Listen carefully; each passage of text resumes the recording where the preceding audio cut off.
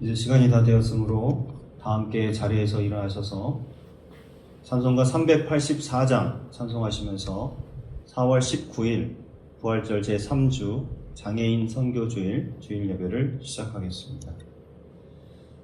찬송가 384장 찬송하시겠는데요. 이 찬송은 오늘이 이제 장애인 선교주일을 맞이해서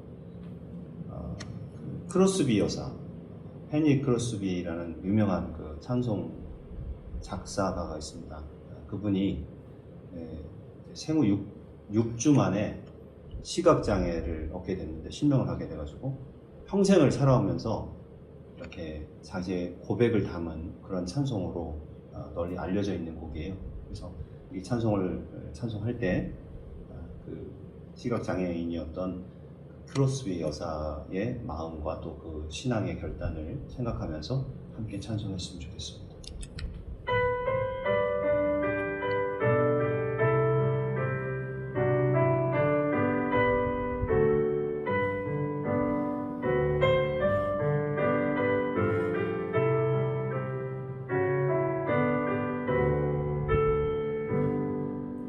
나의 갈 길 다가도록 예수 인도하시니 내 주 안에 있는 긍휼 어찌 의심하리요. 믿음으로 사는 자는 하늘 위로 받겠네. 무슨 일을 만나든지 만사형통하리라. 무슨 일을 만나든지 만사형통하리라. 나의 갈 길 다가도록 예수 인도하시니 어려운 일 당한 때도 족한 은혜 주시네. 나는 심히 고단하고 영혼 매우 가라나. 나의 앞에 반석에서 샘물나게 하시네. 나의 앞에 반석에서 샘물나게 하시네.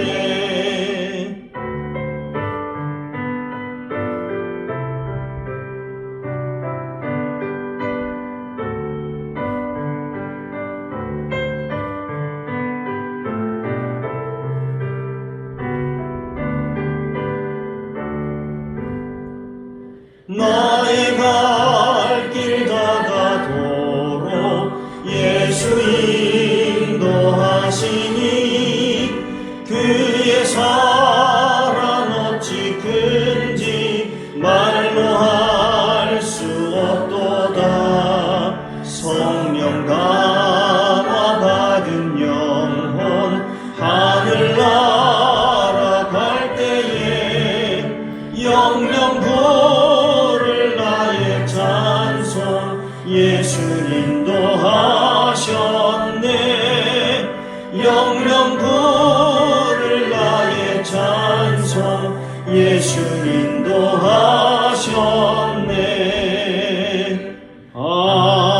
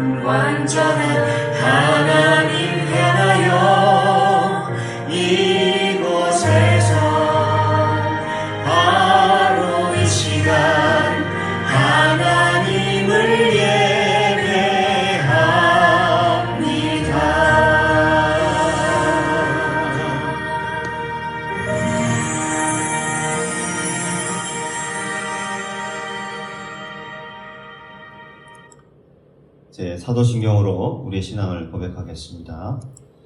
전능하사 천지를 만드신 하나님 아버지를 내가 믿사오며 그 외아들 우리 주 예수 그리스도를 믿사오니 이는 성령으로 잉태하사 동정녀 마리아에게 나시고 본디오 빌라도에게 고난을 받으사 십자가에 못 박혀 죽으시고 장사한 지 사흘 만에 죽은 자 가운데서 다시 살아나시며 하늘에 오르사 전능하신 하나님 우편에 앉아 계시다가 저리로서 산자와 죽은 자를 심판하러 오시리라. 성령을 믿사오며 거룩한 공예와 성도가 서로 교통하는 것과 죄를 사하여 주시는 것과 몸이 다시 사는 것과 영원히 사는 것을 믿사옵나이다. 아멘. 자리에 앉아주시기 바랍니다. 기도하겠습니다. 살아계신 하나님 아버지, 우리에게 수많은 은혜와 은총과 축복을 허락하여 주시고 때를 따라 구하고 찾고 두드리게 하시며 우리와 함께 하시는 은혜를 누리게 하시니 감사를 드립니다. 연약함을 주님께 고할 때 평안을 주시고 영원히 지칠 때마다 붙잡아 주셔서 다시 살아갈 용기를 얻게 하시니 감사합니다. 오늘도 마르지 않는 샘물로 생기를 주시는 크고 놀라운 은혜를 힘입어 하나님께 나아가오니 우리를 기쁘게 맞아주시고 또 우리의 마음속에 하나님의 마음 품게 하여 주옵소서. 하나님, 우리는 여전히 악하고 어리석은 자들입니다. 값없이 베풀어 주시는 은혜를 누리면서도 그 은혜를 값없이 여기며 살아왔음을 고백합니다. 수고 없이 누리는 것을 당연하게 여기고 욕심에 이끌려 감사하지 못했습니다. 하나님께서 주신 다양함을 받아들이지 못하고 우리의 생각과 기준에 사로잡혀 서로를 판단하고 정죄하였습니다. 이 시간 죽기까지 우리를 사랑하신 주님의 십자가를 바라봅니다. 그 크신 사랑이 우리 안에 흘러넘치게 하여 주옵소서. 하나님, 고단한 인생에 지친 영혼들을 주님께 맡겨드립니다. 삶의 막막함 속에서 거친 숨을 고르며 하루하루를 살아가는 이웃들을 붙잡아 주시옵소서. 예기치 못한 질병과 사고로 신음하는 이들이 복음의 빛 가운데서 희망을 회복하게 하시고 좌절과 절망으로 깊은 상실 가운데 있는 이들이 모든 것을 합력하여 선을 이루시는 주님을 만나기를 원합니다. 하나님, 은혜의 담비를 갈급한 심령 위에 내려 주시옵소서. 오늘도 우리가 하나님 앞에 나왔습니다. 또 우리를 이 예배의 자리로 불러주신 분은 하나님이심을 믿고 감사드립니다. 이 예배를 통해서 하나님의 마음을 깨닫게 하시고 또 그 마음을 품게 하시고 또 하나님을 우리의 마음속에 깊이 영접하며 또 그분을 만나는 귀한 시간 되게 도와주옵시고 주님을 더욱 의지하며 살아갈 수 있도록 또 결단하며 날마다 주님과 동행하는 삶을 결단할 수 있는 귀한 예배 시간 되게 도와주시옵소서. 오늘도 이 예배 가운데 함께 하시며 우리의 모든 삶 가운데 또 은혜를 베푸시고 또 이번 한 주간의 모든 삶 속에서 우리와 동행하시는 우리 주 예수 그리스도 이름으로 기도하옵나이다. 아멘.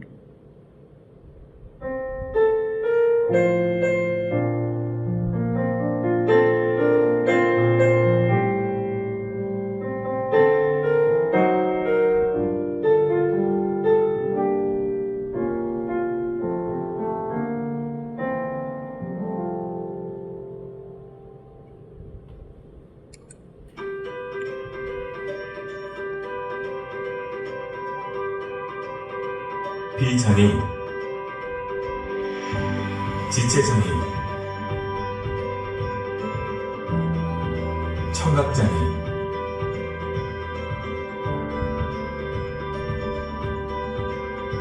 발달장애,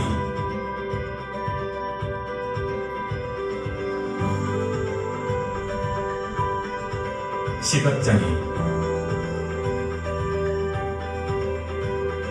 그리고 무릎. 다르다는 것은 같다라는 조건에서 시작됩니다.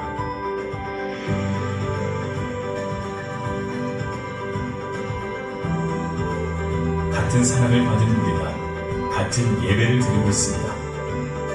이 사랑은 성도님으로부터 시작됩니다. 같은 사랑을 함께 나눠주세요. 삶의 모습이 모두 다르더라고요. 우리는 그리스도 예수 안에 하나입니다. 장애인 성도, 비장애인 성도 모두 하나님의 사랑받는 자녀입니다. 사랑으로 이어진 우리 모두가 예수님으로 빛나는 예배자입니다.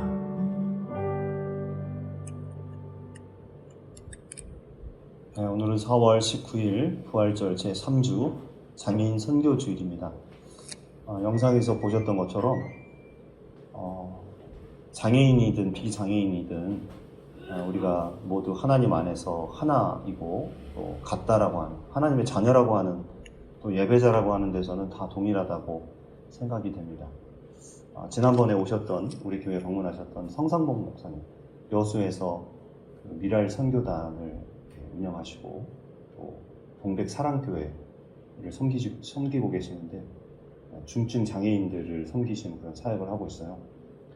잠깐 이렇게 영상이 있는지를 찾아보니까 2년 전에 이렇게 예배하면서 설교했던 그런 영상이 있는데 목사님 이렇게 앞에서 설교하시고 옆에는 그 수어 통역하시는 그분이 옆에서 막 이렇게 해주시더라고요. 그러니까 거기에 보면은 중증 장애인들 가운데에도 이렇게 말을 못하고 또 듣지 못하는 뭐 이런 분들이 많이 있는가 봐요. 그래서 그런 분들 생각날 때마다 여수 동백 사랑교회를 위해서 여러분이 함께 기도해 주시고 또 우리가 또 기회가 된다면 함께 협력할 수 있는 그런 기회가 될 수 있다면 우리가 함께 참여하면서 그분들을 돕는 그런 사역을 함께 동참했으면 좋겠다 이런 생각을 했습니다. 오늘 말씀은 창세기 35장 1절에서 7절 말씀인데 한 절씩 교독하고 7절은 같이 읽도록 하겠습니다. 하나님이 야곱에게 이르시되 일어나 베델로 올라가서 거기 거주하며 내가 내 형 에서의 낯을 피하여 도망하던 때에 내게 나타났던 하나님께 거기서 제단을 쌓으라 하신지라. 야곱이 이에 자기 집과 사람과 자기와 함께한 모든 자에게 이르되 너희 중에 있는 이방 신상들을 버리고 자신을 정결하게 하고 너희들의 의복을 바꾸어 입으라. 우리가 일어나 베델로 올라가자. 내 환난 날에 내게 응답하시며 내가 가는 길에서 나와 함께 하신 하나님께 내가 거기서 제단을 쌓으려 하노라 하매 그들이 자기 손에 있는 모든 이방 신상들과 자기 뒤에 있는 비보리들을 야곱에게 주는지라. 야곱이 그것들을 세겜 근처 상수리 나무 아래에 묻고 그들이 떠났으나 하나님이 그 사면 거울들로 크게 두려워하게 하셨으므로 야곱의 아들들을 추격하는 자가 없었더라. 야곱과 그와 함께한 모든 사람이 가나안 땅 루스 곧 베델에 이르고 함께 읽습니다. 그가 거기서 제단을 쌓고 그것을 엘 베델이라 불렀으니 이는 그의 형의 낯을 피할 때에 하나님이 거기서 그에게 나타나셨음이더라. 아멘. 오늘은 창세기 강의 39번째 시간으로 창세기 35장 1절에서 7절 말씀을 본문으로 해서 일어나 베델로 올라가자라는 제목으로 하나님의 말씀을 증거하겠습니다. 본문은 좀 길어서 다 읽지를 못했습니다. 오늘 창세기 35장 전체의 말씀이 본문이라고 생각이 됩니다. 우리가 지난주에 살펴봤던 창세기 34장의 내용 기억하시죠? 거기에 이제 야곱의 그 자녀 중에 외동딸이었던 디나가 이렇게 세겜이라는 지역, 여기 지도에 보시면 이제 위쪽이거든요. 세겜이고 여기 아래쪽에 보시면 베델이라는 곳이 나와요. 원래 하나님께서는 베델로 가라고 그랬거든요. 근데 야곱이 세겜으로 가는 바람에 이제 이런 일들이 일어나게 되는데 어쨌든 세겜 땅에서 디나가 그 지역의 추장이었던 세겜에게 강간을 당하게 됩니다. 그래서 이제 그 문제를 해결하려고 그 이제 아버지 하몰이라는 사람하고 그다음에 세겜과 또 뭐 아마 무리들이 찾아왔던 모양이에요. 근데 이제 문제를 해결하려고 청원을 해옵니다. 우리 아들이 당신의 딸을 사랑해서 그런 거니까 좀 봐주시라고. 그리고 결혼시키면서 좀 서로 이 문제를 큰 문제 없이 해결합시다. 이렇게 이야기를 했던 거예요. 근데 그들의 그 말에는 사과가 없었습니다. 우리가 잘못했다, 죄송하다, 아유 죽을 죄를 졌습니다.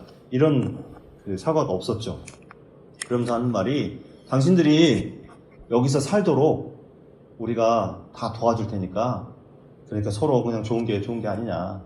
서로 그냥 기업을 얻고 또 서로의 딸들을 주고받고 해서 결혼을 시킵시다. 통혼합시다.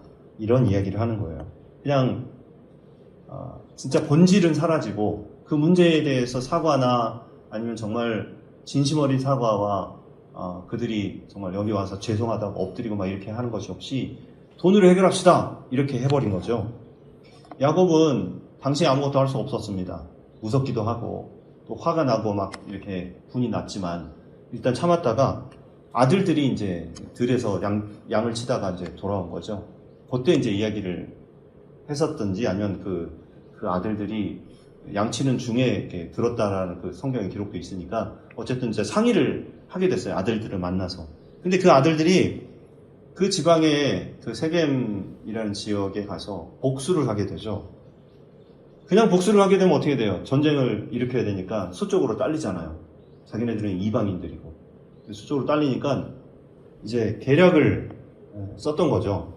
너희가 할례를 받지 않으면 하나님, 우리가 믿는 그 하나님 앞에 하나가 될 수 없다. 그러니까는 남자들은 다 할례를 받고 그래야지만 우리 디나를 세겜에게 주겠다. 그래가지고 결혼을 시킬 수 있다. 이렇게 이야기를 했던 거예요. 그런데 이것이 계략이었죠.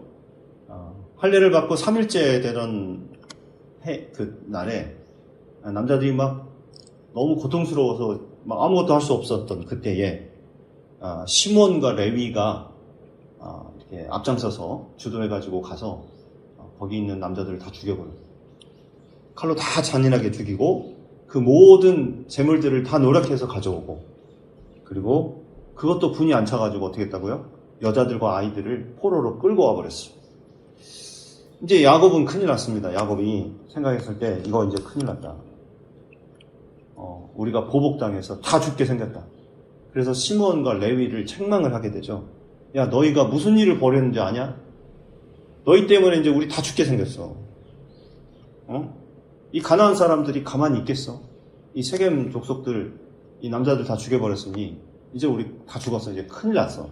이렇게 이야기를 하게 되죠. 이런 상황에서 이제 35장을 맞이하게 되는 것입니다. 성경은요, 항상 반복되는 패턴이 있어요. 뭐 여러 가지 패턴들 중에 그게 뭐냐면, 인간이 죄를 짓습니다. 인간이 뭐 잘못을 하고 또 여러 가지 죄를 짓죠. 그 죄를 지은 인간의 모습이 어떻습니까? 두려움이 찾아와요. 그리고 항상 혼란에 빠지죠. 이게 이제 인간이 죄를 지었을 때 나타나는 현상이죠.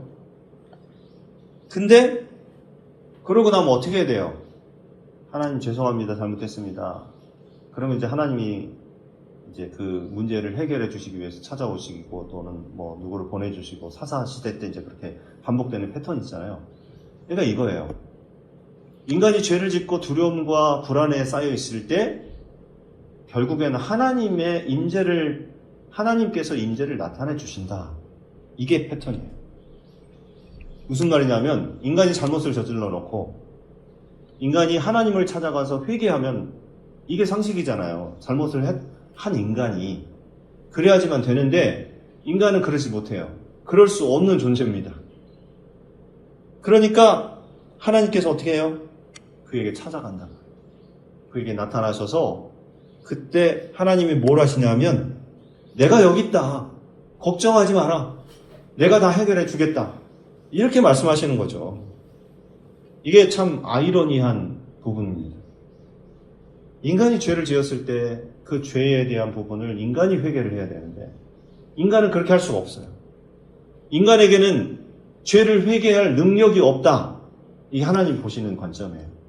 그럴 정도로 인간은 타락했다 이거죠. 그래서 하나님께서 인간에게 찾아와 주신다. 이것입니다. 자, 여러분, 어떤 패턴을 우리가 성경을 통해서 볼 때 우리가 뭘 깨닫게 되냐면, 하나님은 구약 시대 때도 신약 시대 때도 그 죄 지은 인간들, 연약한 인간에게 찾아가 주시고 또 그 연약한 인간들을 지켜보고 계셨다라는 것을 알게 되죠. 그러면 어떻게 될까요? 오늘날 우리도 마찬가지예요. 우리가 참 연약하잖아요. 우리가 참 연약해서 하나님의 인도하심, 하나님의 보호하심, 그리고 하나님의 은혜 아니면 살아갈 수가 없는 존재예요. 그러니까 하나님이 우리 한 사람 한 사람을 지켜보고 계신다는 거죠. 거기에 대해서 어떻게 보면 우리는 안도를 할 수가 있습니다. 아, 하나님이 나를 지켜보고 계시는구나. 나를 지켜보고 계시는구나. 두려움에 떨고 있었던 야곱을 지켜보셨던 것처럼 우리 한 사람 한 사람을 하나님께서 지켜보고 계시는구나. 이런 생각이 드는 겁니다. 자, 야곱이요. 두려움에 빠졌을 때 이제 어떻게 했는가를 좀 보겠습니다. 창세기 34장, 우리 지난번에 이제 다 읽어보지 못했기 때문에 34장 30절 앞부분을 좀 보시면 야곱이 시므온과 레위에게 이르되 너희가 내게 화를 끼쳐 나로 하여금 이 땅의 주민 곧 가나안 족속과 브리스 족속에게 악취를 내게 하였도다. 다 이제 아들들에게 책임을 전가하죠.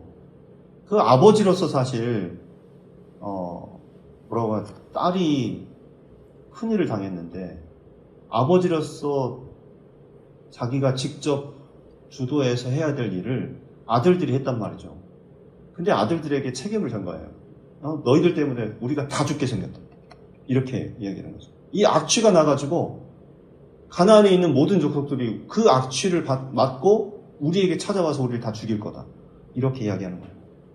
그러면서 나는 수가 적은즉 그들이 모여 나를 치고 나를 죽이리니 그러면 나와 내 집이 멸망하리라. 여러분 느끼십니까? 이 한 그 구절을 통해서 야곱이 자기밖에 몰라요. 다 주어가 자기죠, 자기 중심이잖아요.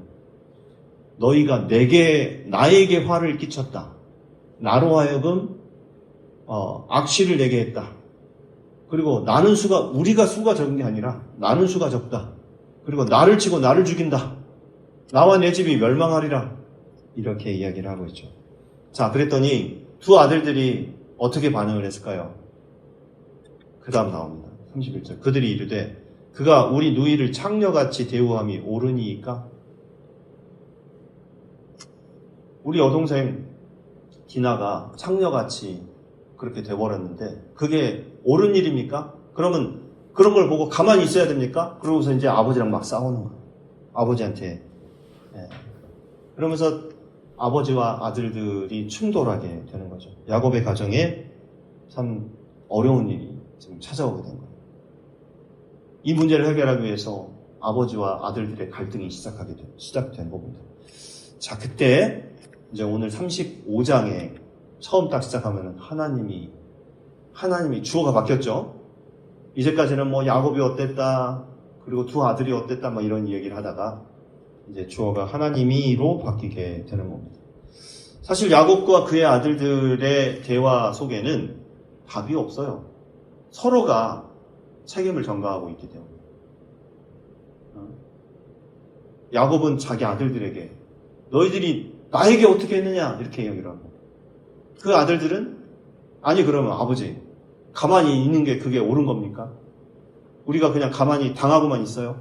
이렇게 이야기를 하면서 서로 문제가 해결되지 않는 그런 상황이었어요. 그때에 하나님이 야곱에게 이르시되 하나님께서 야곱에게 나타나셔서 말씀하셨다 이 말이에요. 우리는 그동안 무슨 말을 했는가가 중요했지만 이제는 아니라는 거죠. 그게 뭐냐? 이제는 하나님이 나타나셨다라는 사실이 중요하다는 겁니다. 죄를 짓고 두려움에 빠진 야곱의 가정에게 하나님이 나타나셨다. 변함없이 그들을 지켜보고 계셨고 그리고 이제 문제를 해결하기 위해서 하나님이 나타나신 거예요. 자, 야곱에게 하시는 말씀이 일어나 베델로 올라가라. 일어나 베델로 올라갔어. 이런. 자, 일어나라. 이 말이 참 중요한 말이에요. 성경에서.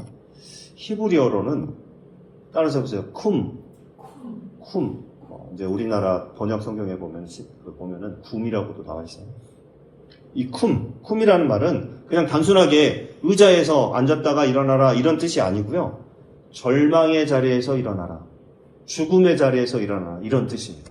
쿰이라는 단어가. 우리가 문제를 만났을 때 우리는 그 문제가 너무 크면요. 앉았다가 못 일어나요. 그냥 들어 누워버리죠. 그게 너무 충격이 크니까.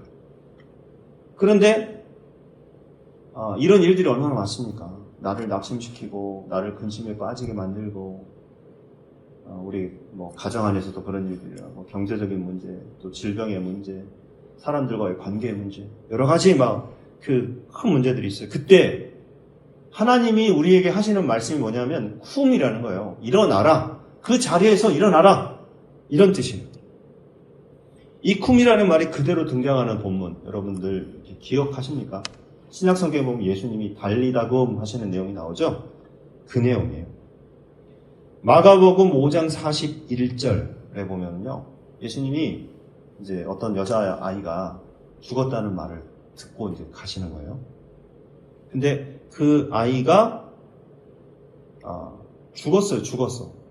죽었는데 예수님이 뭐라고 말씀하시냐면 그 아이의 손을 잡고 이르시되 달리다금 하시니 번역하면 곧 내가 내게 말하노니 소녀야 일어나라 하심이라. 이렇게 얘기를 하고 있죠.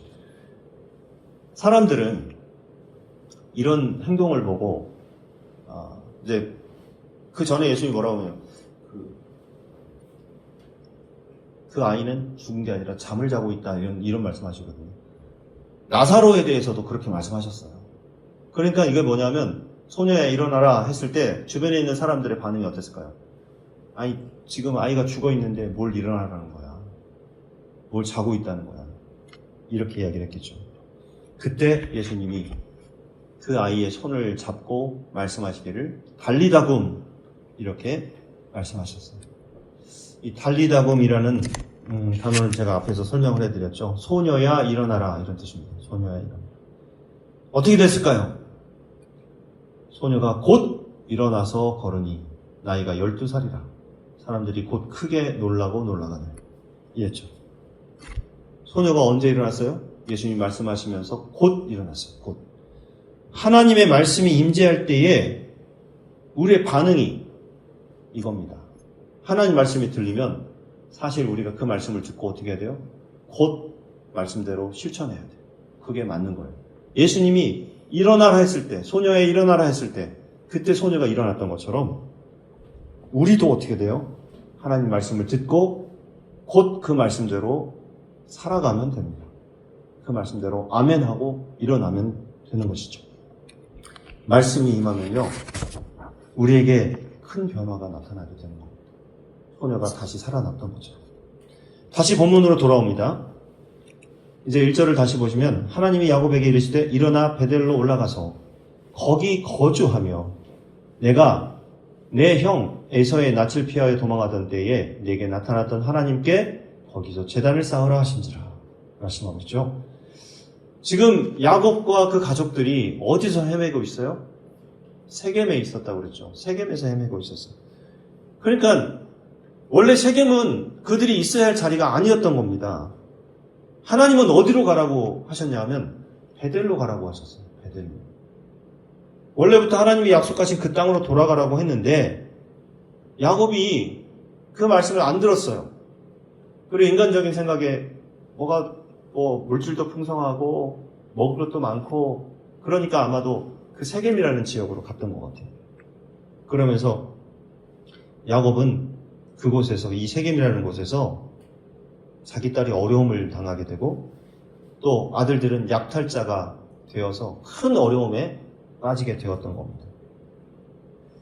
자, 에서를 만난 다음에 야곱이 어떻게 했는가? 이건 33장에 나옵니다. 33장에 보시면요.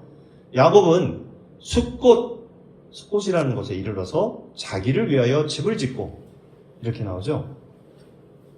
야곱이 하란 땅에서 왜 돌아왔습니까? 여러분 기억하십니까? 왜 돌아왔어요? 하나님이 명령하셨기 때문이죠. 하나님과 약속이 있었고 또 하나님이 말씀하실 때 그가 그걸 지키겠노라고 약속했기 때문에 하나님의 언약의 말씀이 있었기 때문에요. 그래서 그 하나님 말씀과 언약을 의지해서 하나님 때문에 돌아왔어요. 가나안 땅으로 다시 돌아왔어요. 그런데 이제 그렇게도 자기가 두려워했었던 형 에서를 만나게 되죠. 근데 어떻게 됐어요? 에서가 자기를 용서해 줍니다. 용서해 주고 에서와 야곱이 화해를 하게 됩니다. 근데 이때부터 어떻게 돼요? 야곱은 긴장이 풀어지게 된 겁니다. 긴장이 풀어졌어요. 야, 이제 살았다. 형이 나를 용서해 주셨다. 이제 나는 이제 모든 문제, 모든 걱정이 다 해결됐다. 그러면서 숫곳이라고 하는 지역에 가서 자기를 위하여 집을 짓게 됩니다. 그리고 그의 가축을 위하여 우릿간을 지었으므로 그 땅 이름을 숫곳이라 부르더라. 이렇게 되어 있죠. 자, 숫곳. 숫곳이라는 이름은 거기 밑에 설명에 나와 있어요. 우릿간, 즉 이제 뜻이 뭐 다 비슷한 내용인데 초막들, 오두막집들, 작은 양의 우리라는 뜻입니다. 숫곳이라는 이 단어가. 그러니까 하나님의 말씀을 그 언약을 잊어버리고 또 자기 사명을 잊어버리고 야곱이 이제 느슨하게 되어버렸던 거죠. 그리고 숫곳이라는 곳에 자기 집을 짓고 거기에 우리를 짓고 또 양떼, 소떼를 키우면서 그러면서 거기에 살게 되었던 겁니다. 야곱이 아주 마음이 편하게 되었죠. 그러면서 자기 살림을 확장하는데요. 33장 18절에 보면 야곱이 밧단 아람에서부터 평안히 가나안 땅 세겜 성읍에 이르러 그 성읍 앞에 장막을 치고, 자, 숫곳이라는 곳에 있다가 이제 세겜에 가게 되었다라는 겁니다. 그것도 어떻게 해요? 평안히. 아무런 문제의식이 없어요. 아무런 문제의식이 없습니다. 야곱이 밧단 아람에서 돌아왔으면 어디로 가야 되냐면 하나님이 말씀하신 곳이 베델이라는 곳인데 베델로 갔어야 됩니다. 아까 지도에서 보셨죠? 물론 지도상으로는 아래쪽에 있지만은 아마도 그 산지가 있어서 올라가는 그런 뭐가 있는가 봐요. 그래서 올라가라 이런 표현이 있는 것입니다. 베델로 들어가라 했는데 베델로 갔어야 됐는데 야곱이 어떻게 돼요? 세겜으로 가게 되면서 그 땅에서 아주 태연하게 평안하게 집을 짓고 거기서 살게 됐다는 거예요. 진을 치게 되었다 이 말이죠. 그래서 어떻게 돼요? 그 사단에서 그 세겜에서 사단 나는 거죠. 네, 여기 33장이니까 34장에서 그 딸 진아가 어려움에 처하게 되었던 것입니다. 자, 여러분, 장소라는 것이 참 중요합니다. 뭐 교회도 어느 위치에 있느냐 이것도 굉장히 중요하다고 그러죠. 선교하고 전도하는데 참 중요한 그 위치가 중요합니다. 그렇지만 더 중요한 게 있습니다. 장소도 중요하지만 그 장소에 어떤 마음으로 있느냐 이게 참 중요한 거예요. 이게 더 중요합니다. 하나님이 떠나라고 그러니까 하나님이 거기는 가지 마라 했었던, 하나님이 베델로 가라 그랬는데 그곳으로 가지 않고 다른 곳, 그냥 인간적인 땅, 그 땅, 세겜 땅에 가가지고 있으면서 아주 태연하게 자리를 옮기면서 전혀 위기감을 느끼지 못했다는 거예요. 그래서 자기를 위해서 집을 짓고 자기 가축을 위해서 우리를 짓고 평안히 세겜에 거했다는 것. 그런데 여러분, 성경은 그렇게 이야기합니다. 하나님이 함께하지 않은 땅은 평안한 땅이 아니다라는 거예요. 인간적으로 평안하지만 사실은 하나님 편에서 봤을 때, 하나님이 봤을 때는 그곳은 평안한 땅이 아니었다는 거죠. 그리고 이제 34장에서 어마어마한 일을 당하고 나서 35장에 하나님께서 말씀하시기를 세겜 땅을 떠나라고 말씀하십니다. 그리고 그곳을 떠나서 베델로 올라가고, 그리고 그곳에서 뭐라 하라고요? 베델로 올라가서 거기서 하나님께 제단을 쌓아라 말씀하고 있습니다. 자, 베델은 어떤 곳입니까? 야곱이 처음으로 고향을 떠나서 밧단 아람으로 갈 때 가는 중에 하나님을 만났던 곳이에요. 그래서 그가 베었던 그 돌베개를 거기다 땅에다 두고서 이곳이 하나님의 집이구나. 그래서 베델이라고 이름을 지었던 거죠. 그리고 그때 약속했었던 그 약속, 또 하나님의 언약이 있었습니다. 그 서원을 지켜야 했었습니다. 그러지 못했죠. 그리고 이제 드디어 야곱이 2절에 보면 이에 이제 자기 가족들에게 이야기하는 내용이 나오죠. 반응하기 시작해요. 야곱은 하나님 말씀에 어떻게 반응했을까요? 어떻게 반응했을까요? 자기 집과 사람과 자기와 함께한 모든 자에게 이야기를 합니다. 뭐라고 이야기합니까? 너희 중에 있는 이방 신상들을 버리고 자기를 정결하게 하고 자신을 정결하게 하고 너희들의 의복을 바꾸어 입으라. 이렇게 이야기를 했죠. 야곱은 3가지 주문을 합니다. 첫 번째는 뭐냐? 너희 중에 있는 이방 신상들을 버려라 라고 이야기를 하고 있어요. 야곱이 하나님이 선택하신 사람 아닙니까? 그리고 그의 가족도 마찬가지죠, 사실. 그런데 그 가족들이 뭘 가지고 있었다고요? 이방 신상들을 하나씩 갖고 있었대. 왜 갖고 있었을까요? 부적으로. 그냥 이방 신상들, 자기네들이 섬기던 그 신상들, 자기네들을 보호해주고 자기를 풍요롭게 해줄 거라고 믿었던 그 신상들을 하나씩 가지고 있었다는 거예요. 이게 엄청난 일 아닙니까? 지금 야곱은 하나님을 신뢰하고 하나님의 뜻을 따라 살아가야 하는 그런 하나님의 족장인데 그 가족들은 다 신상들을 가지고 있는 거예요. 그래서 야곱이 이야기하기를 너희가 가지고 있는 그 신상들을 다 버려라 라고 이야기를 하고 있죠. 두 번째는 뭡니까? 자신을 정결하게 해라. 정결하게 해라. 그들의 몸과 마음을 깨끗하게 하나님 앞에 설 수 있도록 정결하게 해라. 깨끗하게 해라. 이런 이야기고요. 세 번째 주문은 너희의 의복을 바꾸어 입어라. 이렇게 주문하고 있습니다.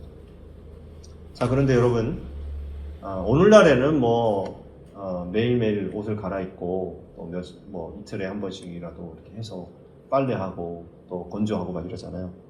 그 당시에는 옷을 바꿔 입거나 목욕을 하는 문화가 없었습니다. 좀 신기하죠? 아이고 지저분해 죽겠네 이렇게 생각할 수 있겠습니다. 옷을 빨지 않고 그냥 입었어요. 그냥 먼지만 털고요. 그냥 계속해서 그 옷을 입었었던 거예요. 근데 왜 옷을 빨라고 합니까? 왜 의복을 바꿔 입어라 라고 이렇게 주문을 했을까요? 의복이라고 하는 것은요, 그냥 단순히 우리가 입고 다니는 이 겉옷 이런 옷이 아니라 신분을 나타냅니다. 신분. 그러니까 이 말은 옷을 바꿔 입어라 이 말은 뭡니까? 너희의 신분을 바꿔라 이런 뜻이에요. 너희의 신분은 세겜에서 적당히 사람들과 주고받고 간간하면 그거를 물질로 다 해결하려고 하고 서로 어울려서 살다가 서로 죽이고 죽고 복수하고 그런 인생이 아니라는 거죠. 이제부터는 아니다. 너희의 인생은 본래 하나님이 너희를 불렀다. 너희는 하나님의 백성이다. 그걸 알아라. 그러니 너희의 신분은 이제 하나님의 백성이다. 이걸 이야기를 해주고 있어요. 그리고 3절에 보면 우리가 일어나 베델로 올라가자. 이렇게 얘기를 하고 있어요. 제가 아까도 강조해서 말씀드렸죠. 이제까지 야곱의 삶은 어땠어요? 자기 중심의 삶이었어요. 너희가 어째 나를 그렇게 괴롭혀 하느냐. 나 이제 죽게 생겼다. 그러면서 자기를 위해서 집을 짓고 이렇게 자기 중심적인 사람이죠. 근데 여기서 뭐라고 합니까? 우리가 이제 가족들이 다 하나의 공동체, 이제 운명 공동체죠. 우리가 일어나서 베델로 올라가자. 이렇게 얘기를 하고 있습니다. 자, 앞에서도 이야기했죠? 베델이 무슨 뜻이라고요? 하나님의 집이죠? 벳은 집이라는 뜻이에요. 벳. 그 다음에 엘은 하나님. 그래서 하나님의 집이라는 뜻입니다. 하나님의 집으로 올라가자. 이 말은 뭐냐면 하나님이 거하시는 집이 따로 있다는 얘기가 아니라 하나님이 계신 곳으로 가자. 하나님께로 돌아가자 이런 뜻이에요. 그러면서 야곱이 이제까지 하지 않았던, 야곱은 사실 집안의 가장이고 족장의 대표인데 그가 사실 하나님의 사명을 받은 사람 아닙니까? 그러면 가족들에게 하나님의 방법을 제시하고 하나님의 길을 제시하고 막 이렇게 했어야 되는데 가나안 땅에 돌아온 이후로 그런 게 없어요. 근데 이제 바뀌었습니다. 야곱이 바뀌었어요.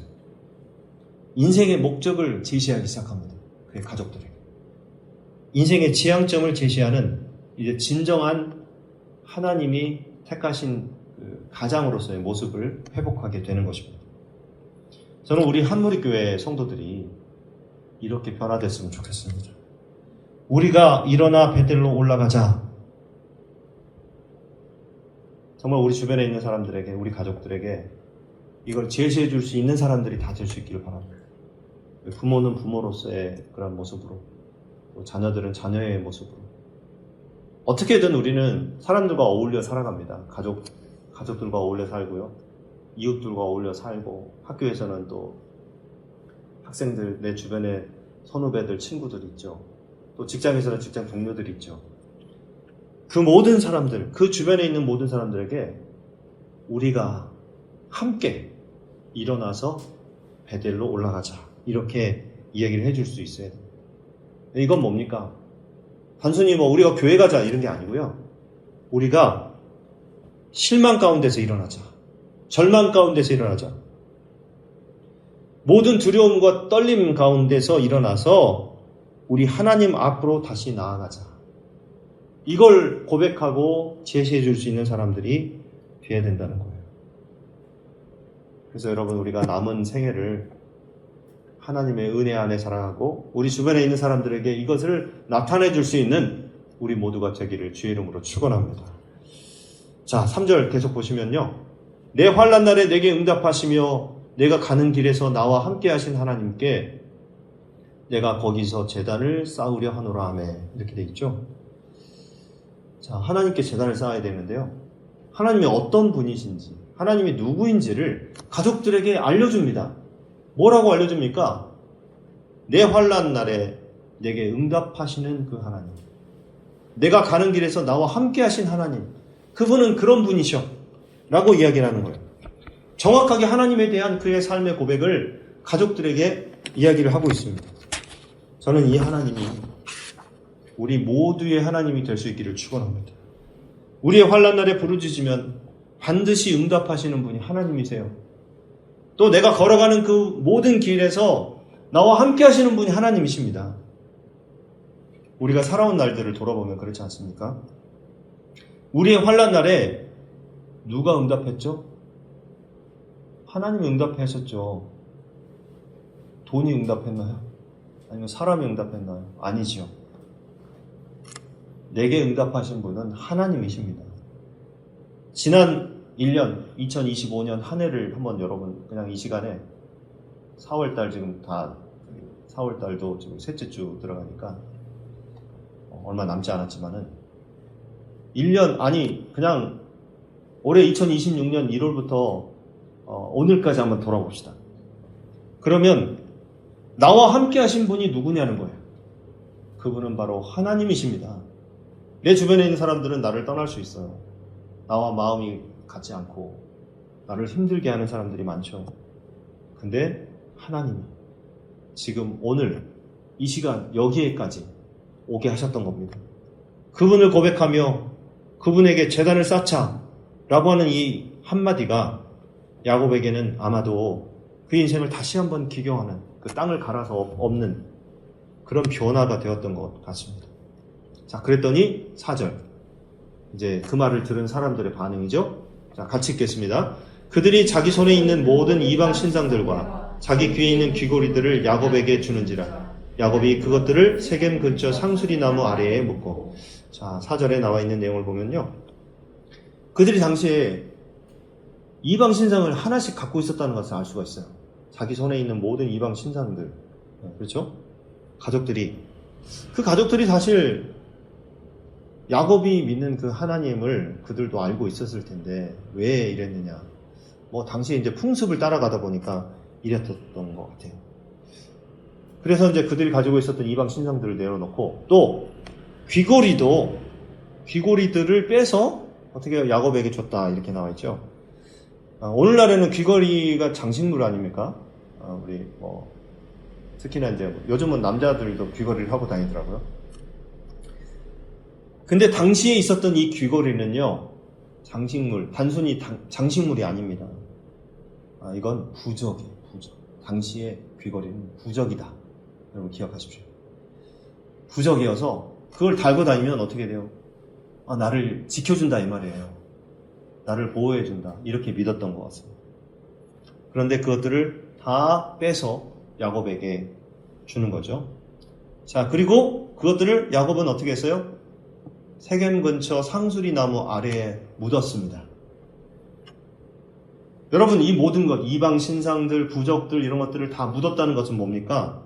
이제 그것들을 떠난다는 얘기예요. 이제 다시는 그것들을 생각하지 않겠다. 우리가 그것으로부터 완전히 떠났다. 그런 뜻이죠. 그럼 이제부터 누구를 의지한다는 거예요? 하나님만 의지하겠다. 이런 결단입니다.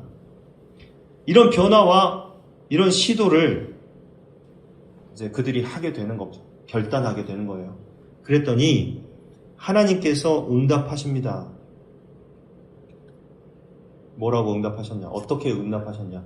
그들이 이제 그 땅을 떠나게 되죠. 그들이 떠났으나 하나님이 그 사면 거울들로 크게 두려워하게 하셨으므로 야곱의 아들들을 추격하는 자가 없었더라. 세겜이라고 하는 지역이 초토화됐잖아요. 남자들이 다 죽임을 당했어요. 아주 티비린내가 났습니다. 그리고 모든 재물들을 다 탈취해버리고 또 여자들과 아이들을 다 포로로 끌고 와버렸어. 그랬다면 이 난리가 이제 주변의 그 이웃 부족들에게 소문이 났을 거 아니에요. 그러면 그 근처에 있었던 그 부족들이 가만히 있겠습니까? 자기네 부족들 중에 한 부족을 그렇게 그냥 다 쳐버렸으니, 다 멸망시켜버렸으니요. 어떻게 해서든 그들을 찾아와서 죽이려고 했을 겁니다. 그런데 아무도 그들을 쫓아오는 자가 없었다. 이런 얘기예요. 그 이유가 뭐라고요? 하나님이 그들로 크게 두려워하게 하셨기 때문이라는 거예요. 그래서 야곱의 아들들, 야곱과 그 가족들을 쫓아오는 자들이 하나도 없었다. 그랬던 거예요. 자, 6절과 7절을 같이 계속 읽겠습니다. 야곱과 그와 함께한 모든 사람이 가나안 땅 루스 곧 베델에 이르고 그가 거기서 제단을 쌓고 그곳을 엘베델이라 불렀으니 이는 그의 형의 낯을 피할 때에 하나님이 거기서 그에게 나타나셨음이더라 라고 말씀하고 있죠. 자, 여기 나와 있는 엘베델이라는 말은 무슨 뜻일까요? 자, 생각해 보십시다. 단어 하나씩 끊어서. 엘은 하나님, 벳은 집, 또 엘은 하나님이죠. 그러니까 결국에는 베델의 하나님이라는 뜻이에요. 베델의 하나님. 그 베델은 뭐냐? 하나님의 집이죠. 하나님의 집에 계시는 하나님. 이런 뜻입니다. 이게 하나님을 고백하는데 하나님을 한 번 더 고백하는 거예요. 하나님의 집에 계신 그 하나님. 이런 뜻입니다. 그러니까 하나님은 살아계시다. 이런 고백이죠. 이제 여기까지 어쨌든 이제 모든 문제가 다 해결되겠죠. 근데 이제 8절에 우리가 본문을 읽지 않았습니다만은 참 독특한 내용이 나옵니다. 좀 이제까지 분위기하고 조금 달라요. 자, 8절 같이 읽겠습니다. 리브가의 유모 드보라가 죽음에 그를 베델 아래에 있는 상수리 나무 밑에 장사하고 그 나무 이름을 알론바굿이라 불렀더라. 이렇게 되어 있습니다. 알론바굿이라는 말은요, 이 단어는 이제 어쨌든 지명 이름인데 그 나무 이름으로 되어 있죠. 나무 이름이 이제 지명 이름이 된 겁니다. 알론바굿은 뭐냐면 곡함의 상수리라는 뜻입니다.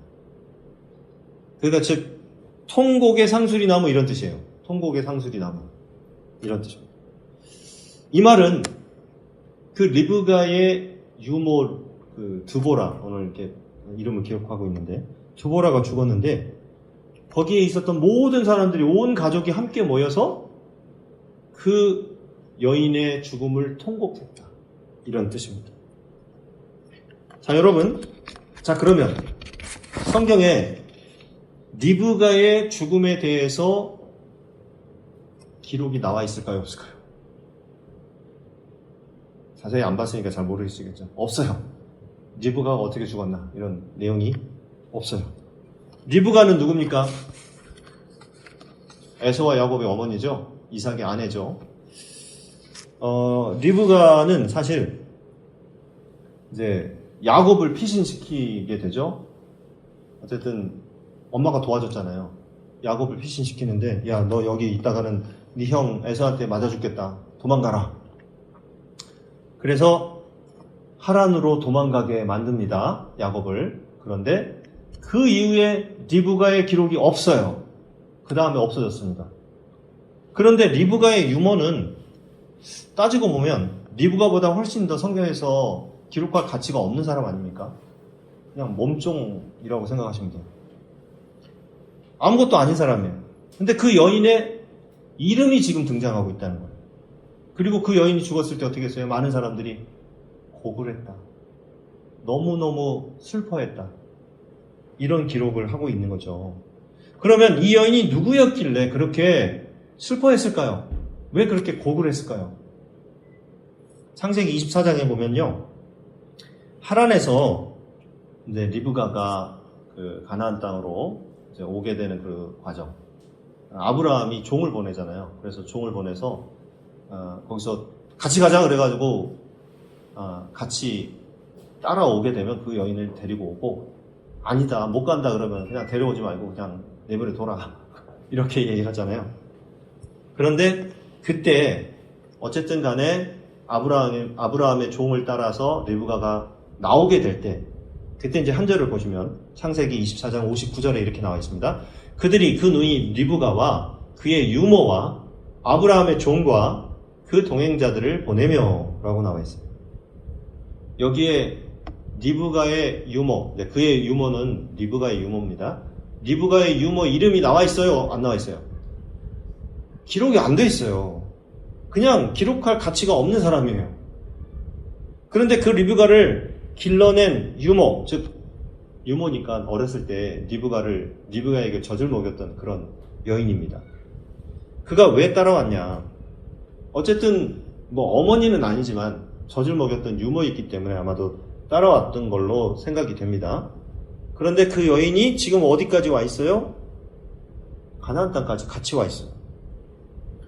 야곱이 하란에서의 모든 시간을 다 보내고 그의 11명의 아들, 이제 결국 나중에 그 베냐민까지 하면 12명이라고 그랬죠. 11명의 아들을 낳고 돌아왔을 때까지 그녀가 뭘 했을까요? 뭘 했을까? 결국 리브가의 유모가 할머니 역할을 한 거예요. 야곱이 낳은 그 12아들, 11아들 또 이상, 또 디나까지 다 유모가 챙겨주고 케어해주고 해서 길렀다는 얘기입니다. 뭐 어떤 경우에는 라헬과 레아가 막 서로 막 갈등하면서 막 싸울 때도 있었잖아요. 서로 야곱의 사랑을 받고자. 막 그럴 때도 리브가의 유모는 끊임없이 그 자리를 지키면서 그 자리에서 아이들을 길러냈던 겁니다. 그래서 결국 그 12아들이 이스라엘의 수장이 될 수 있었던 거예요. 이스라엘의 이제 족장이 될 수 있었던 겁니다. 그랬기 때문에요. 이름도 없었던 한 여인의 이름이 오늘 본문에서 나오고 있다는 거예요. 드보라라는 이름으로요. 드보라. 성경에 여인이 죽는 것을 기록한 기록은 거의 없습니다. 심지어 리브가도 없다고 그랬죠. 그런데 리브가의 유모, 이름 없던 몸종 드보라는 그가 죽음에 많은 사람들이 온 가족이 모여서 통곡을 하고 그녀를 추모했다. 이런 겁니다. 이렇게 기록하고 있어요. 자, 이걸 통해서 우리는 뭘 알 수 있을까요? 아무리 이름 없는 한 사람에 불과하더라도 혹시 우리도 마찬가지예요. 우리가 크나큰 직책을 맡지 않았다 하더라도 그냥 자기에게 맡겨진 사명을 최선을 다할 때 그때 그 마지막이 이렇게 화려하다는 거예요. 작은 일에 충성하자. 작은 일에 최선을 다하자. 하나님이 맡겨주신 그 사명에 최선을 다하자라는 겁니다. 우리에게 맡겨진 일은 뭐 사람마다 조금씩 다를 수 있습니다. 저에게 맡겨진, 여러분들에게 맡겨진 일들이 조금은 다를 수가 있어요. 하지만 그것이 무엇이든지, 그것이 아무리 작든지 크든지 간에 그것에 대해서 최선을 다하고 성실하게 사명을 감당한다면 하나님께서 기뻐하시고 우리에게 축복해 주실 줄로 믿습니다. 마지막의 삶을 화려하게 만드시는 거예요. 자, 올 한 해도 우리가 열심히 걸어가고 있습니다. 올 한 해를 출발할 때 2026년 1월 1일 또 송구영신 예배 드리면서 또 이렇게 한 해를 서로 바뀌면서 해가 바뀌면서 우리가 우리의 위치와 또 우리의 모습이 보잘것없었다 할지라도 올 한 해를 마치면서 우리에게 주어진 그 사명에 최선을 다한다면 하나님께서 우리에게 이런 말씀하시겠죠. 1년 동안 참 수고했구나. 잘했다. 고생했다. 이렇게 말씀하실 거예요. 우리에게 주어진 사명에 최선을 다하시는 저와 여러분들 되시기 바랍니다. 자, 9절 보시면은 이제 다시 본문으로 돌아옵니다.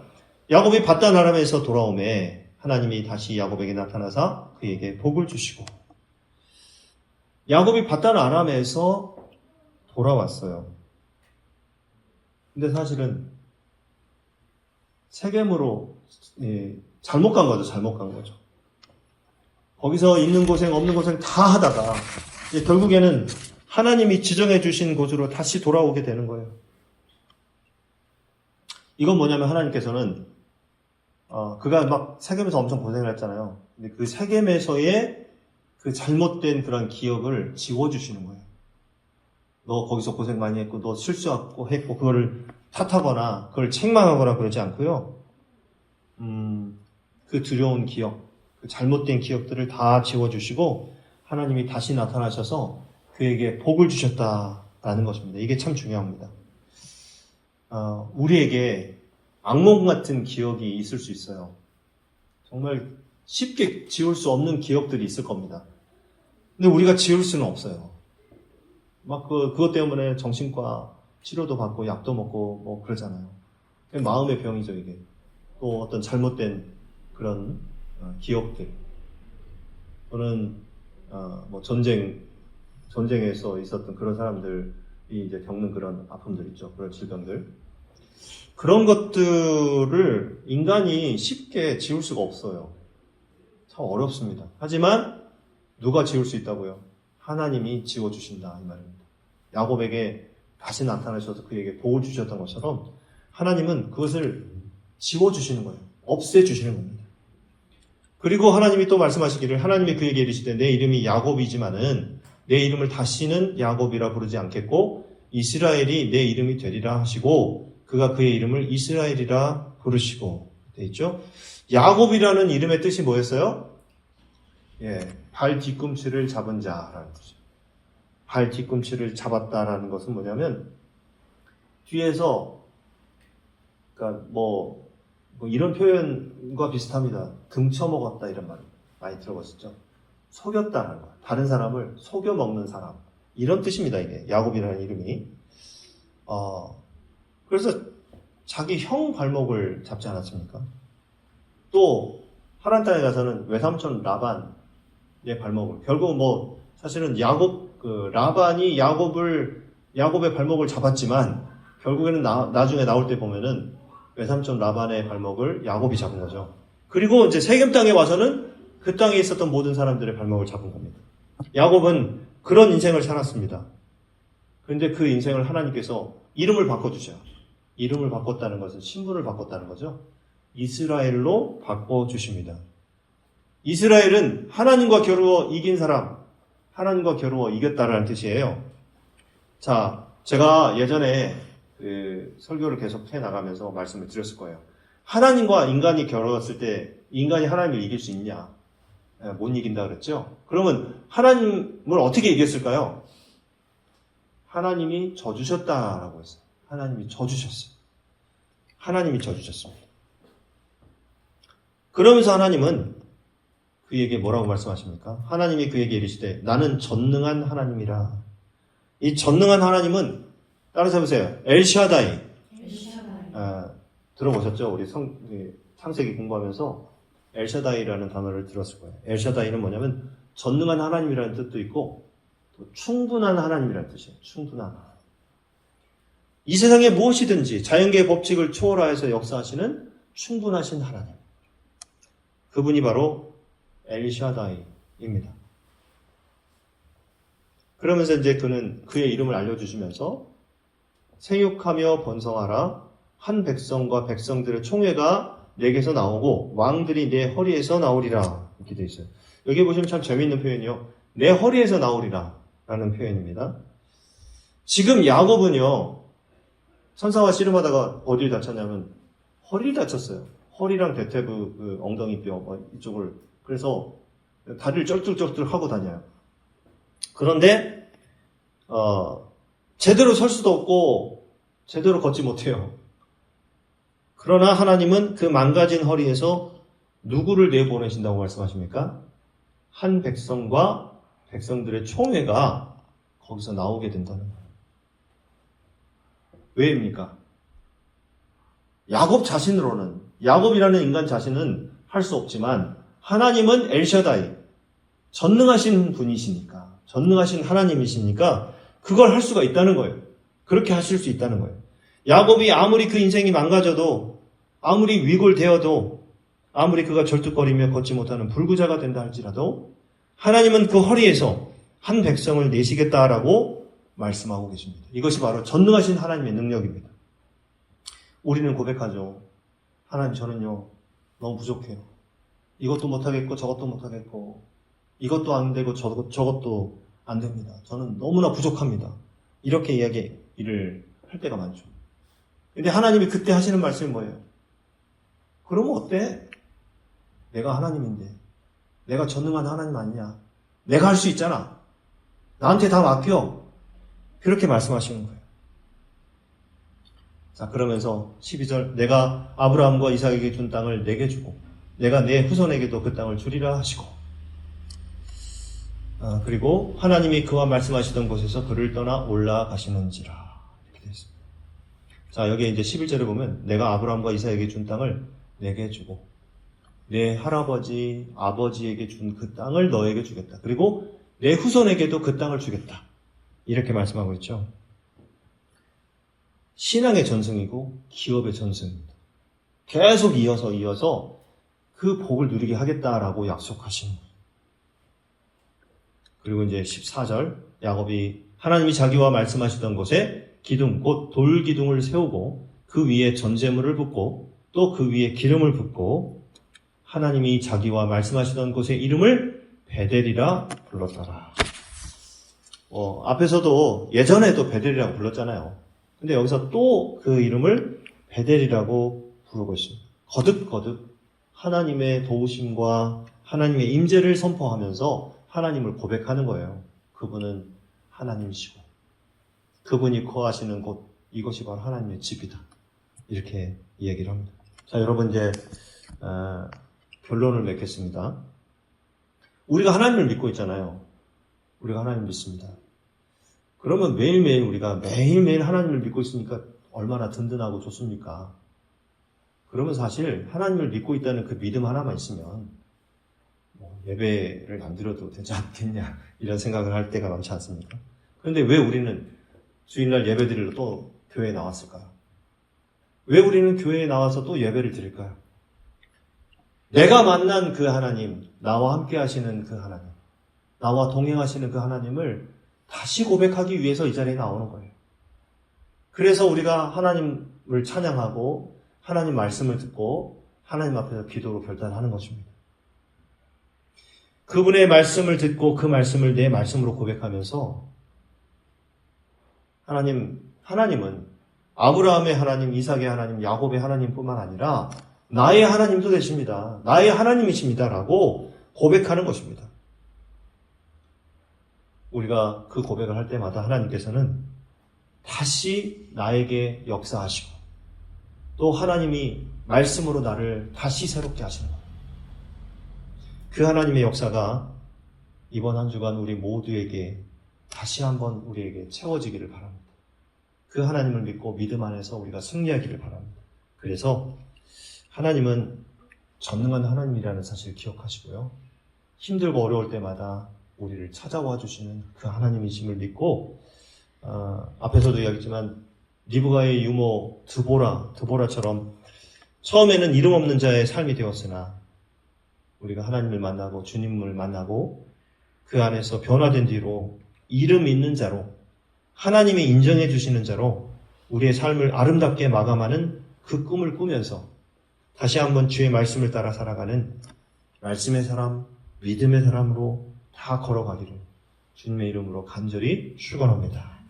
자, 우리 기도하겠습니다. 우리 같이 보고 따라서 같이 읽을까요? 시작. 하나님 아버지, 우리의 인생이 우리의 욕심대로, 우리의 수준대로 끝나는 인생이 아니라 말씀대로 살아서 말씀이 이루어지고 언약이 성취되는 백성들이 다 되게 하여 주시고, 우리가 무엇을 했느냐가 중요한 것이 아니라 우리를 버리지 아니하시고 붙잡아 주시는 하나님 때문에 만족하는 인생이 되게 하여 주옵소서. 하나님을 붙잡는 인생이 되게 하여 주옵소서. 그리하여 하나님이 우리 인생을 더욱더 풍성케 하시는 은혜를 맛보게 하여 주옵소서. 아멘. 자, 오늘 결단의 찬양은 정결한 마음 주시옵소서라는 찬양입니다. 가사를 아마 여러분 많이 기억하실 거예요. 그래서 이 가사대로 여러분 결단하시면서 나를 정결케 해주시고 나를 주님 앞에서 멀리 있게 하지 마시고 주의 성령이 나를 채우시고 나를 인도해 주옵소서. 이번 한 주간 그렇게 살아가기를 원합니다. 결단하면서 함께 찬양하도록 하겠습니다.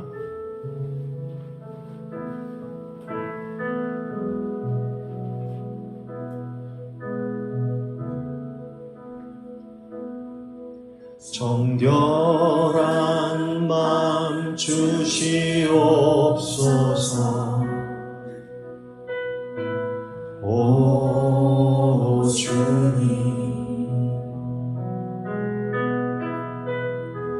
정직한 영을 새롭게 하소서.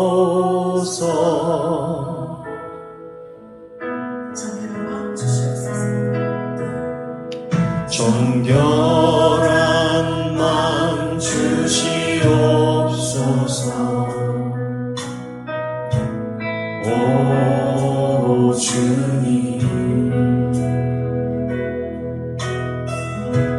정직한 영을 새롭게 하소서.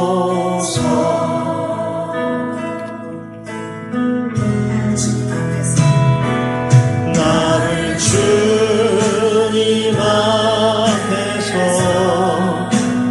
멀리 하지 마시고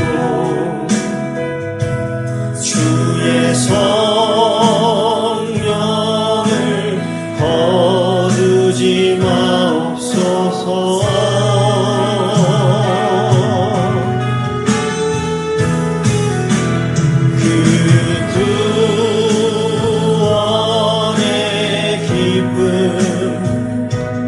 다시 회복시키시고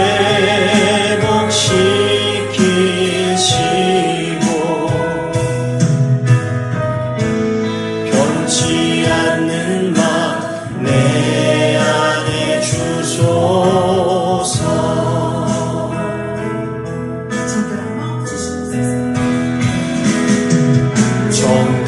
정결한 맘 주시옵소서. 오 주님, 정직한 영을 새롭게 하소서.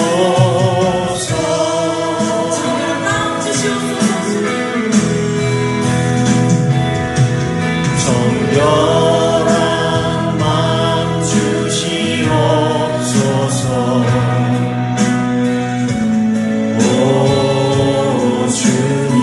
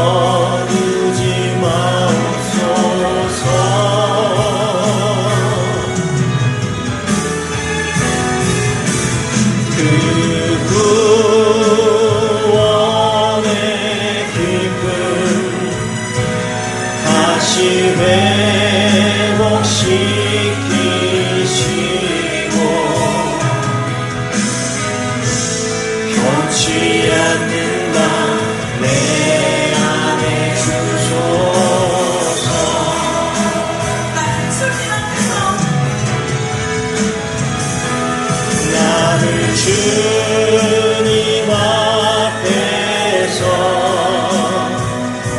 멀리 하지 마시고 주의 성령을 거두지 마옵소서.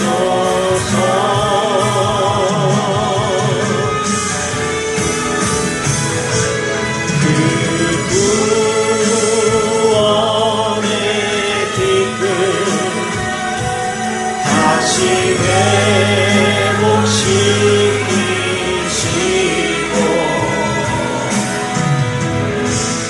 변치 않는 맘 내 안에 주소서.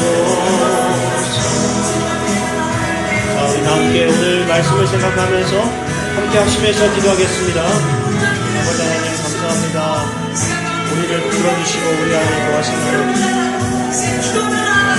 야곱과 그의 아들들이 크나큰 죄를 짓고 두려움에 떨고 있을 때 하나님은 어김없이 그들에게 나타나 주셔서 걱정하지 마라, 내가 함께 하겠다, 내가 너희를 보호하겠다, 일어나서 베들로 올라가라고 말씀하셨습니다. 아버지 하나님, 하나님의 말씀을 따라서 모든 이방 신상을 버리고 모든 부적을 버리고 자신을 정결케 하고 의복을 갈아입고 하나님을 만나러 떠나가는 그 모습 가운데 우리들의 모습을 발견합니다. 우리도 죄를 짓고 두려워하며 끌고 있는 인생을 살아가고 있습니다. 이러한 우리에게 오늘 변함없이 나타나 주셔서 말씀해 주시고 내가 너를 지키는 전능한 하나님이라 말씀하시는 그 하나님을 따라 걸어가게 하여 주시옵소서. 그 하나님을 만나게 하여 주시옵소서. 그 하나님으로 인하여서 우리가 새로워지게 하게 도와주옵소서. 아버지 하나님, 하나님 때문에 만족하는 인생 살아가게 하시고 우리를 버리지 아니하시며 붙잡아 주시는 그 하나님으로 인하여서 우리가 감사하며 감격하며 우리의 삶을 새롭게 결단하는 우리 모두가 되게 하여 주시옵소서. 우리 인생을 더욱더 풍성케 하여 주시는 그 하나님의 은혜를 맛보게 하여 주옵소서. 이번 한 해도 그렇게 살아가기를 원합니다. 남은 사월, 남은 시간도 하나님께서 함께 해주시고 우리를 붙들어 주시옵소서. 우리를 새롭게 하여 주시고 그렇게 살아갈 수 있도록 인도하여 주옵소서.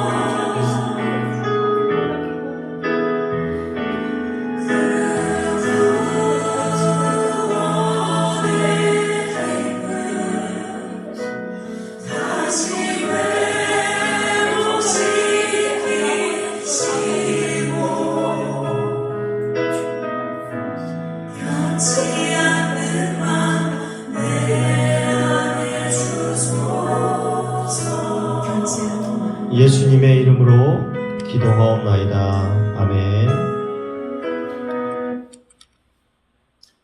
네, 교회 소식 알려드리겠습니다. 오늘 예배 참석하신 모든 분들을 주님의 이름으로 환영하고 축복합니다. 우리 2026년 이제 4월달 중순인데요. 오늘 19일이니까 사실 중순도 지나서 4월달이 얼마 남지 않았습니다. 뭐 열흘 정도밖에 안 남았는데요. 남은 기간 동안 정말 하나님 앞에 다시금 새로워지고 또 정결한 모습으로 하나님을 섬길 수 있는 우리 모두가 되었으면 좋겠습니다.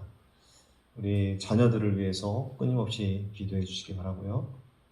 우리 한재 사모님 위해서 기도해 주시고 우리 성도들 윤서인 집사님 건강 회복과 또 직장 문제 해결을 위해서 기도해 주시기 바랍니다. 우리 옆집 김수원 성도님은 지난주에 조금 저랑 많이 만났어요.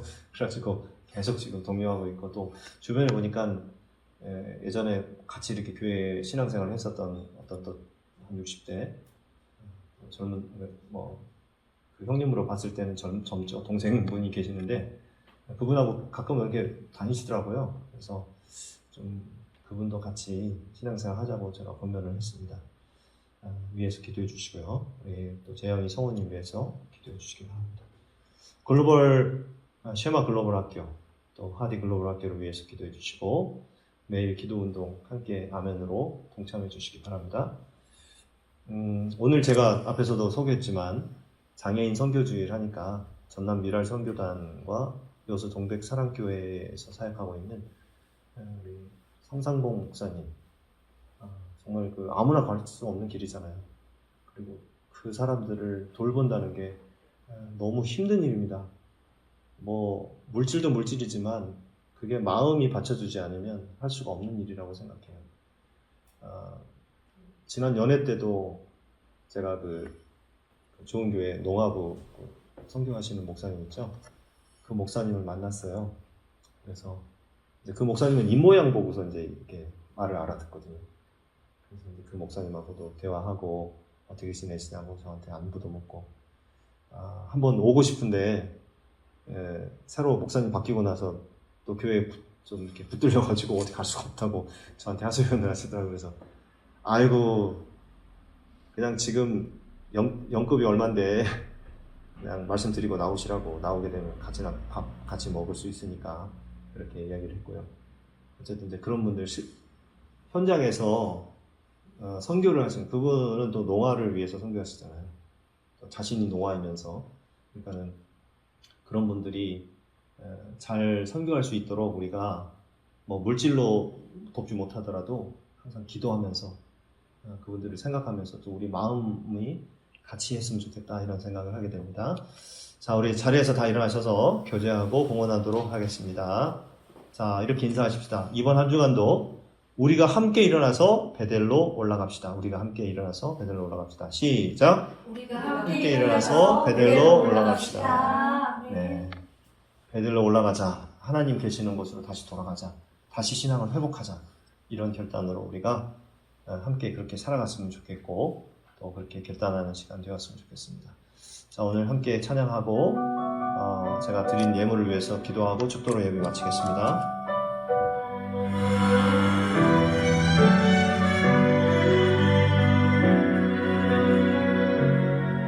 너의 가는 길에 주의 평강이 있으니 평강의 왕 함께 가시니 너의 걸음 주 인도하시리 주의 강한 손 널 이끄시리 너의 가는 길에 주의 축복이 있으리 영광의 왕 함께 가시니 내가 밟는 모든 땅 주님 다스리니 너는 주의 길 예비케 되리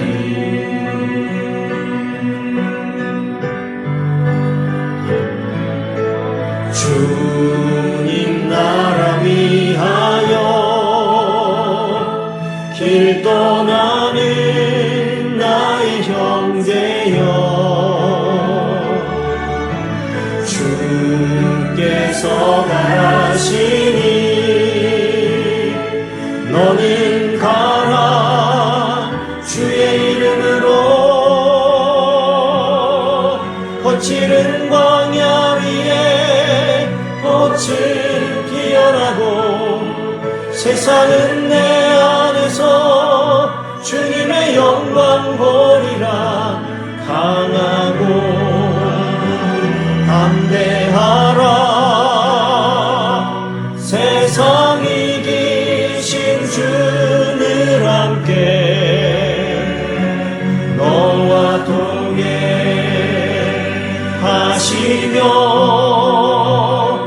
내게 새 힘을 주시리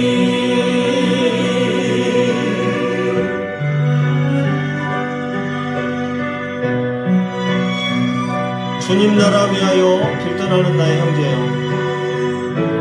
주님 나라 위하여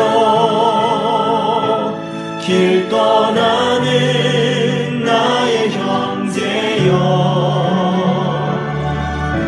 주께서 가라시니 너는 가라. 주의 이름으로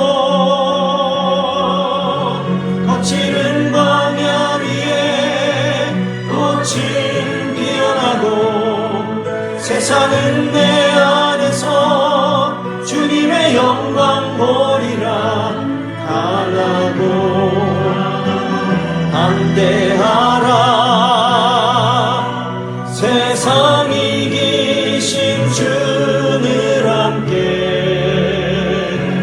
너와 동행하시며 내게 새 힘을 주시리.